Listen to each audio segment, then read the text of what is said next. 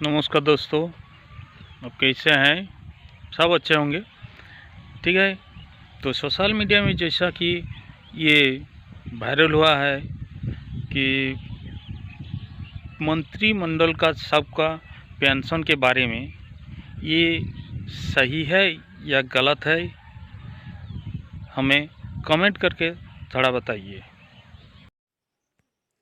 कर्मचारी पेंशन के विरोध में एक पिटीशन सुप्रीम कोर्ट में फिर दायर। प्रधानमंत्री, मुख्यमंत्री, सांसद, विधायक, पार्षद, सरपंच सभी के पेंशन हो बंद।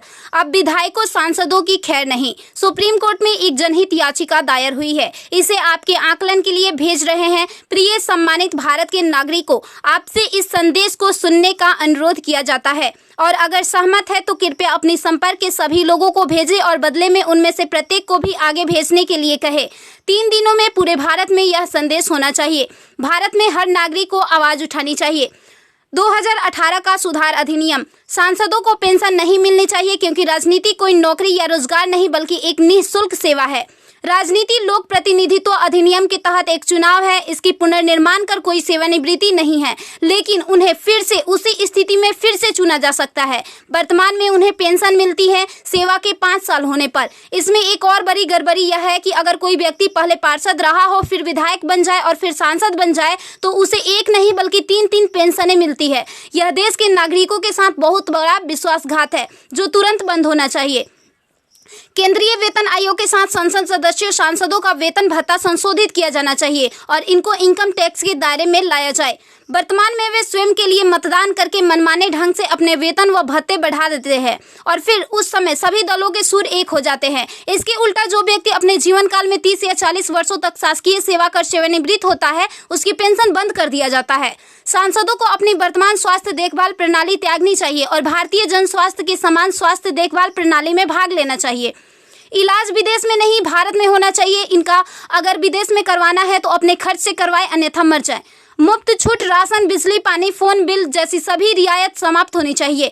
वे न केवल ऐसी बहुत सी रियायतें प्राप्त करते हैं बल्कि वे नियमित रूप से इसे बढ़ाते भी रहे हैं। अपराधी नेताओं को चुनाव लड़ने से रोका जाए। संदिग्ध व्यक्तियों के साथ दंडित रिकॉर्ड, आपराधिक आरोप और दृढ़ संकल्प अतीत या वर्तमान को संसद से प्रतिबंधित किया जाना चाहिए। कार्यालय में राजनेताओं के कारण होने वाली वित्तीय हानि उनके परिवारों, नामांकित व्यक्तियों, संपत्तियों से वसूल की जानी चाहिए।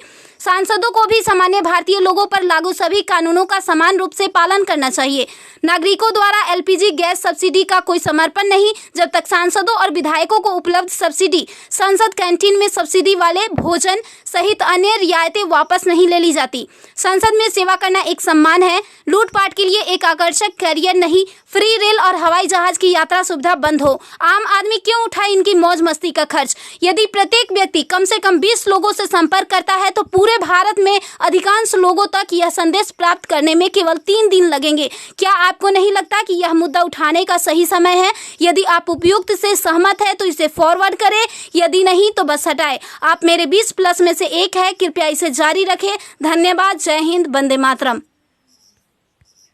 दोस्तों, इस वीडियो को शेयर कीजिए, ज़्यादा से ज़्यादा शेयर कीजिए और लाइक कीजिए और कमेंट कीजिए और सब्सक्राइब भी कर दीजिए। ठीक है, नमस्कार, जय हिंद।